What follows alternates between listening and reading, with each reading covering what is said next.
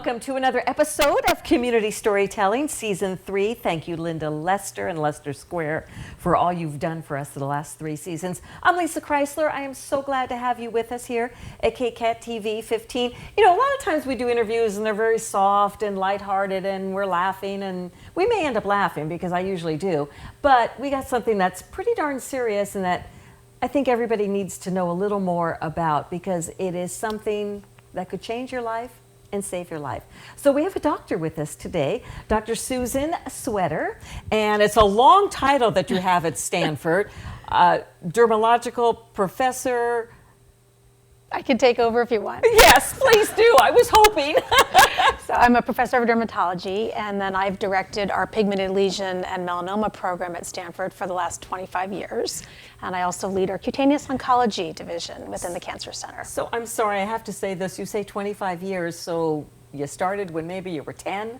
No, it's just a lot of sun protection, sunscreen, being careful when outside. It keeps your skin young. It's a reason to use it. We'll get into that a little bit. But I know your passion is fighting and beating and curing melanoma. Mm-hmm. There is no cure for melanoma. We've done better in the last decade, yes, but we still have about maybe a 40 to 50% response at most to the brand new drugs that are out there, for which melanoma has been kind of the poster child in terms of their effectiveness. Well, let's start with the definition of melanoma, because I think it is the deadliest form of skin cancer. It is. Yeah. So melanoma is a type of skin cancer that comes from pigment cells in the skin called melanocytes, and every human has melanocytes on the skin, and then some reside in the eyes and the ears and other mucosal surfaces. Most melanomas we see, particularly in light-skinned individuals worldwide, are related to excessive ultraviolet exposure from the sun. And then we've seen a spike, particularly in young women, and also now in sexual minority men, from tanning bed use. So indoor tanning is not helpful or healthful, and so that's why we're also seeing a rise in incidence of melanoma, the number of new cases worldwide. I did do a tanning bed for a year or so, and then I stopped. Am I okay? You should be okay. The statistics sound very scary that, you know, every single use of a tanning bed increases melanoma risk 1.8% or such, and we do know the risk is up for anyone who's used it before age 35. So it's very important that we really try to maintain the ban on tanning beds for minors, which has been active in California since 2011, is now active still, though, in only 21 states and District of Columbia in the U.S. I was way past 35, way past 35. So do you only get melanoma on your face? No. So you can get melanoma where the sun doesn't shine. We do see melanomas occasionally, again, in areas where there's very little sunlight, or on the palms or soles or underneath the finger and toenails. But most of the melanomas we see are in areas that have at least had some sun exposure. And there are types of melanomas we see in older light-skinned individuals that are typically on the face and the ears, the chest, the neck, the hands. And then others we see more in combination with having a lot of moles on the skin, the brown blemishes that people have. And those tend to be on the back and on the back of the legs in women. I will never forget the story. One of my very dear friends, she's passed away from breast cancer, but I remember her telling me she was sitting in her backyard. She already had skin cancer, but she was enjoying the sun for a little bit, and she looked down at her leg, and she said she actually saw something growing, like with tentacles and everything, like a little mole, and then all of a sudden it was just spreading and spreading and spreading. She said it was amazing to watch. Would that have been melanoma? It could be. I mean, melanomas most of the common types we see grow over months to years, but there are a few subtypes that tend to evade early detection and grow over weeks to months. So there are definitely melanomas, and they cannot even be brown. They might just be flesh colored or pink. They look like a bug bite or an acne pimple, and they continue to grow, raise up on the skin, maybe bleed, become very firm. Those can grow over weeks, and that's a really tough type of melanoma for us to pick up early. And for melanoma, the key is to detect it earlier. Just a few millimeters, which is like a hair's breadth, makes a huge difference in how patients do overall. So I know the key is early detection, and I think it is something you can see. You can see it in the beginning stages. Do you notice it? People should notice melanoma. One of the conundrums is why this largely visible skin cancer is ever detected when it's thick and more dangerous. And one of the reasons is what I just mentioned. Some of the subtypes we see, or if it's not brown and pigmented and doesn't look like a changing mole, people might not recognize it as an early melanoma or even a later melanoma. The other issue we run into is a lot of lack of awareness and lower education, lower socioeconomic class. We see in California patients presenting with thicker, worse melanoma when they come from more rural areas where there's less access to specialty care and just less knowledge about the disease. Now, does it start like as a little brown spot? What should we look for? So melanomas, it's important that people understand most don't come from an existing mole. So we don't recommend ever that patients have what we call kind of a molectomy, where you remove all the moles. Yes. It's a lot of unnecessary biopsies and scarring and surgery and such. But when a melanoma presents on the skin, it might just look like a tiny 2 or 3 millimeter pinpoint brownish dot. And over time, it would grow, typically, usually horizontally or radially on the skin. It may then elevate on the skin. So we emphasize the change in an existing lesion. Is it growing and changing? And a normal mole could grow and change and then just kind of hit its regular steady state size. But something that continues to evolve or particularly looks like an ugly duckling, it doesn't match the rest of the types of moles you make, is something that should be looked at. Is it something you do to yourself, or can it also be hereditary? Most of the time, melanoma is not hereditary. So what we inherit from our family members are the way we react to the sun in terms of our skin phenotype, whether we sunburn or tend to tan. We inherit kind of our mole patterns, and then we also share environmental exposure to the sun. There are some melanomas we see that run in families, and we can do genetic testing to see if they have a particular mutation, but a lot of this is incurred through environmental exposure to the sun. Now, you were nominated by one of your patients.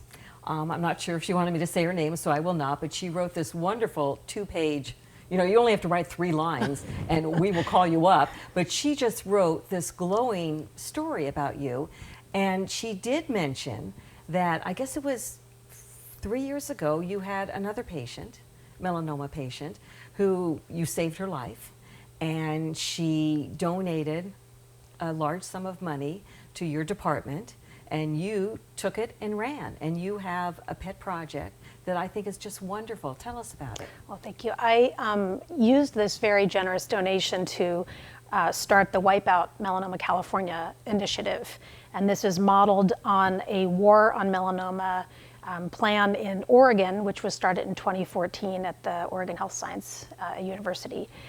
We are hoping to really have a multi-pronged effort in terms of increasing education, legislation, and then activism. Activism in the community, activism among patients to really bring this disease to an end. Those prongs will involve that early detection strategy, like I talked about, reaching out to the patients with the highest risk of presenting with the worst melanomas. And so that may be our lower socioeconomic class patients across the state. It may be patients we're seeing now across all racial ethnic groups. We see an increasing burden in Hispanics. Why is that? The sun. It's purely really related to what we're seeing in darker skin populations is sun exposure, and again the lack of awareness of sunburn rates. And we estimate in Hispanic children that the rates of sunburn are equal to those in white children. And so we have to make a difference again in early days, like Australia has done quite effectively with shade structures in schools, advocating for sunscreen. It's only been in the last year now that the FDA has made sure states can use or have children can have sunscreen available and use it in schools, because that was prohibited before. Well, and sunscreen, if you don't mind me saying so, is so darn expensive. And it shouldn't be. If it's something that we need, that is so important, especially for some of these socioeconomic levels, why isn't it more affordable? I'm hoping we can work with public health experts across the state in particular to fix this problem. We find it even true in our college athletes at Stanford, who we've got a program, Sunsport, and part of the main barriers to them using sunscreen while they practice, and they have as much sun as someone outside 8 months a year out here, but it's, is actually just having it on hand.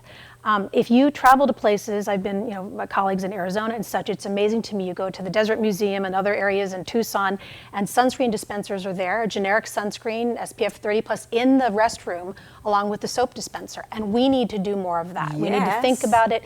We need to have signage and language that tells people to make sure they're covered up, they've got their hat on and such. And again, if you travel to Australia, kids are not allowed to be out in the sun they have to be under the shade structure if they don't have their hat on that protects their skin, and their sunglasses and their sunscreen or other sun protective clothing. So we have a lot to do in that realm. So you're making this website. When do you think it's going to be up and running? Soon. So we are also creating a melanoma community registry of California that will combine with data that's collected nationally, so we can understand who's getting melanoma, who's doing well from it, who's not, what sort of barriers there are to early detection, and then how we can improve our prevention strategies across the board.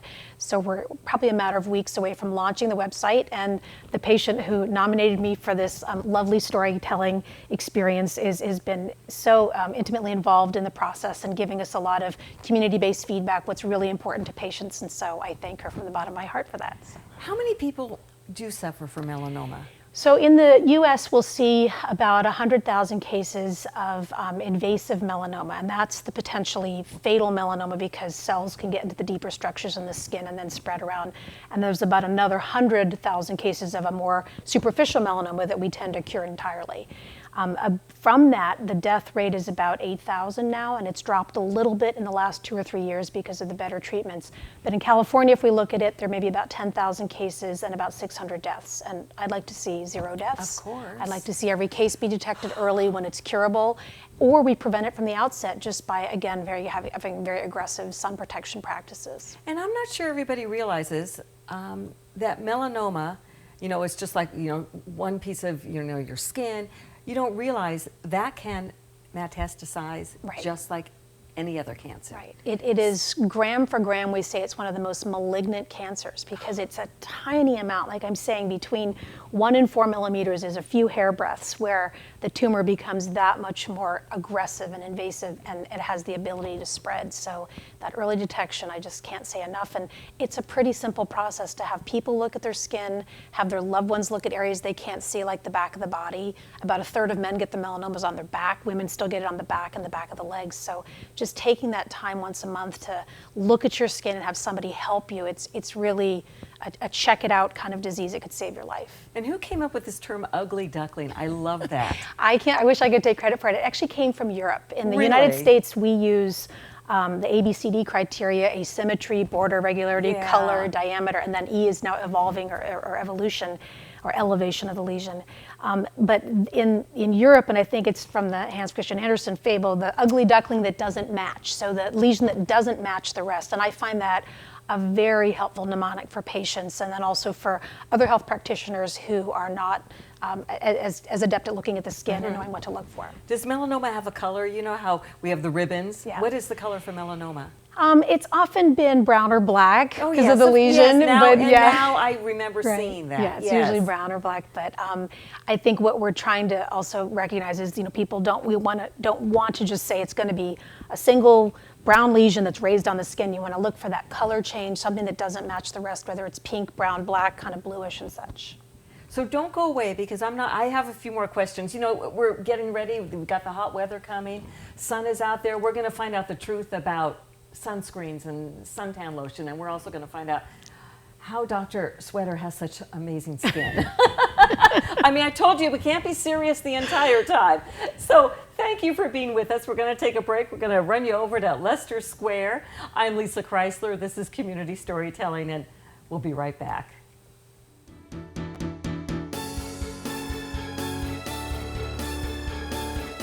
Hi, it's Lissa Kreisler. I'm at Leicester Square right here at the corner of Blossom Hill Road and Los Gatos Boulevard.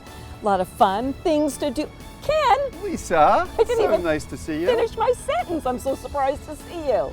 What are you doing here? Well, we live close by and we're taking Rocky to the vet today. So do you have time for a cup of coffee at Phil's with me afterwards? Sure. Is it your treat or mine? It's definitely your treat. And Rocky's coming too.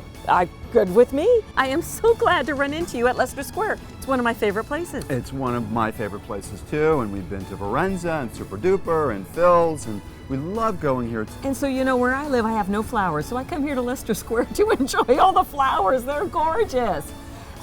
So the motto here that Linda Lester coined is meet me at the square, or meet us at the square, or meet your besties at the square. I meet everybody at the square.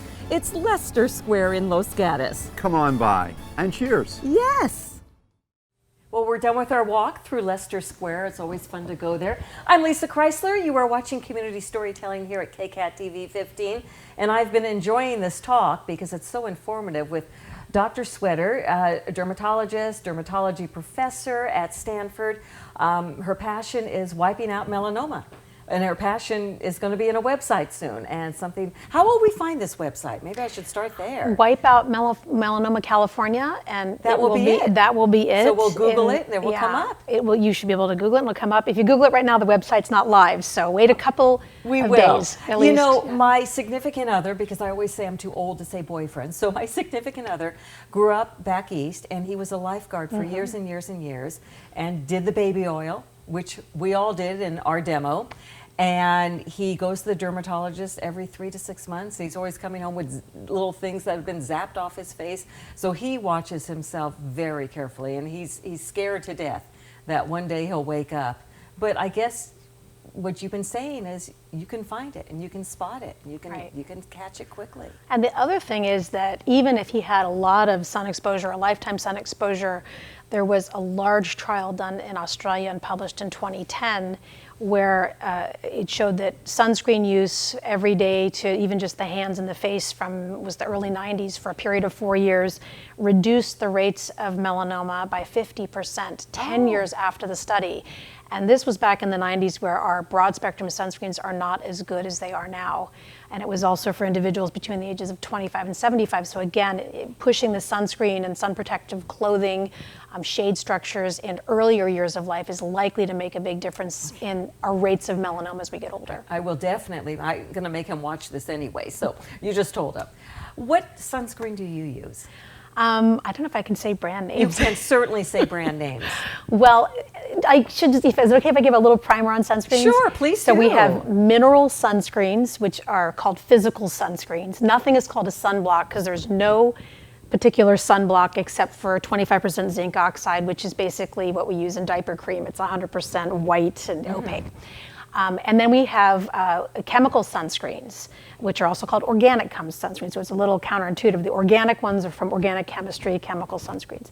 The chemical sunscreens, by and large, have better UVA filters. So there's two types of ultraviolet light, UVB, which is short wavelength, and UVA, which is longer, and we have what's called a UV spectrum. So in the US, the chemical sunscreens often protect us a little bit better than the mineral ones, though the mineral ones are sometimes deemed safer because they're not absorbed into the skin. And in the US, all of the chemical sunscreens we have since around 2011, if they're going to call themselves broad spectrum, they have to reach a critical wavelength of UVA. I know it's more detailed than you need, but they have an ingredient called avobenzone, which is the UVA filter, and then it's photostabilized with octocrylene. The reality is there are better sunscreen filters outside of the US, and they've been available for decades, and companies, sunscreen manufacturers applied for what was called a very rapid turnaround, this time and extent application to the FDA back in 2002 to get at least 8 better UV filters into our sunscreens. Yeah. And simply put, that hasn't happened. So there was a Sunscreen Innovation Act in 2014, and then in 2015 the FDA required all the companies to refile the applications looking for more safety and effectiveness data. So I get my sunscreens from outside of the US if I'm going to be in a very sunny climate, tropical location, sporting event, one of my kids' soccer games, water polo and such, although my kids are out of high school. But I use Canadian sunscreens from other countries. It is legal to purchase them because they're over-the-counter products. But I guess I would really tell anyone watching this to just Google the term Tinosorb, Tinosorb. That's a trademarked name of a couple of UV filters that really do the job. And then you can see which sunscreens those are available in, and you can get them outside of the US. And when you travel, I recommend people buy them and bring them back. And none of our common ones carry that ingredient. They do not. And it's actually two separate ingredients, but there are better filters, and they're just not in our sunscreens. Not to say that you shouldn't use the U.S. ones. Sure. They do a good job. Mineral sunscreens will recommend if people have an allergy to the chemical ones. Sometimes they get a photo rash. What to is it. a mineral sunscreen? Is there a brand that I'm not familiar with? So they that. contain, those are what are called your physical, as I said, physical sunscreens, but they usually contain a micronized zinc oxide or titanium dioxide. So if you put them on your skin, they look a little chalky and white. Okay. So the micronized formulations allow it to be less opaque, less white. And now there are formulas of clear zinc, but if you buy the mineral sunscreens, I usually have my patients make sure that they get a zinc oxide concentration of over 20%, and some of the clear zinc formulations will actually have that. And in countries like Australia, most of their products have a Skin Cancer Council certification, and they're, again, better than ours. So if you travel, get your sunscreens abroad, it's fine to bring them back to the US, fine to order them. And I'm hoping that we really get on board with improving our sunscreen innovation in the US, because nothing's happened in the last 18 years. Does the number matter? 30, 50? That's a great question. 15? Yeah. 8? Well, I like to use 4. Theoretically, the number above 15 and 30 doesn't matter when you look at what it's supposed to do in terms of preventing 93 or 98 or 97% of harmful ultraviolet B. And the number's just for the ultraviolet B, not the ultraviolet A. The problem, though, is consumers put on about a third of what they need, so they don't often achieve the sun protection factor that's advertised on the bottle. So that may be a rationale to use an SPF of 50 or higher. And then outside of the US, the sunscreens are capped at 50 plus, because that's sort of a minimum rating that they'll recommend people use, understanding that people don't put on the right amount. And you need a fair amount, like a shot glass full, every time you're doing it. Really? And it's a lot of sunscreen. That is a lot. It's like a third of a and bottle. it's expensive. Did It's I tell you it was expensive? Sunscreen prices have gone down. Generic sunscreens are fine to use in the US. Again, it's better to use some sunscreen than none, so I don't want to imply that people shouldn't use US sunscreens. They're fine and they're safe to use. I think there's a lot of consumer fears about absorption.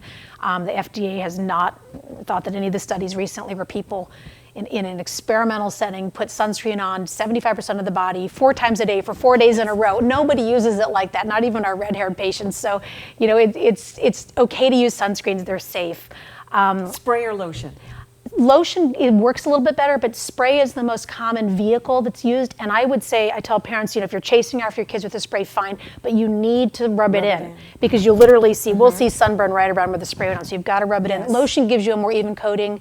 If you're in a water sport, you can get some of the more waxy, the sticks are going to stay on a little bit better and such. And then I should mention coral reefs, because unfortunately, I think there's a lot of misinformation and hype about coral reef damage from sunscreen use, and it is safe to use sunscreens in the water.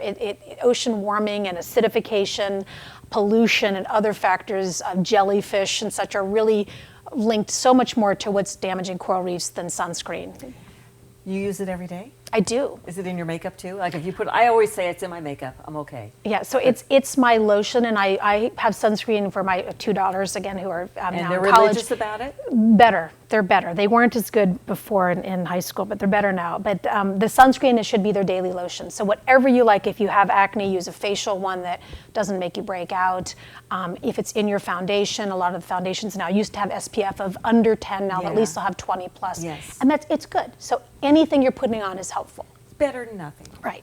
And your skin, I must tell you, and you probably all your patients, can I look like you? Your skin is beautiful. Thank you. Your mother had good skin, didn't She did. she? She your did. Father? Do we get it from our mothers or our fathers? I would say probably more, I'm not sure. I think because my definitely for mother me, had it's my great mother. skin. It's my mother, yeah. Yeah. Well, you are delightful and so informative. We are going to watch out for Wipeout Melanoma California. Thank you. We will keep Googling it until we find it. And I guess if somebody wanted to contact you, Google you too. I'm easy to find. You are very easy to find, and you have been so knowledgeable and helpful today, and thank you so much. Well, thank you for having me. Because we're coming up to the warm time, it's summer, and it's something that we could easily take care of. I appreciate sharing the story. Yes. Thank you so much. And Nancy Wright, she's in the audience, so she said I could tell you. She's the one who nominated Dr. Swetter, and you know what? If you have somebody you want to nominate, please do it. It is so easy. She found her way to KCAT org and put in her nomination, and here we are. And I would love to sit next to you or your person as well. Thank you for being with us, Community Storytelling. I absolutely love this show, and I love KCAT TV 15, and I'm always so grateful that you're with us. Thank you so much. I'm Lissa Kreisler.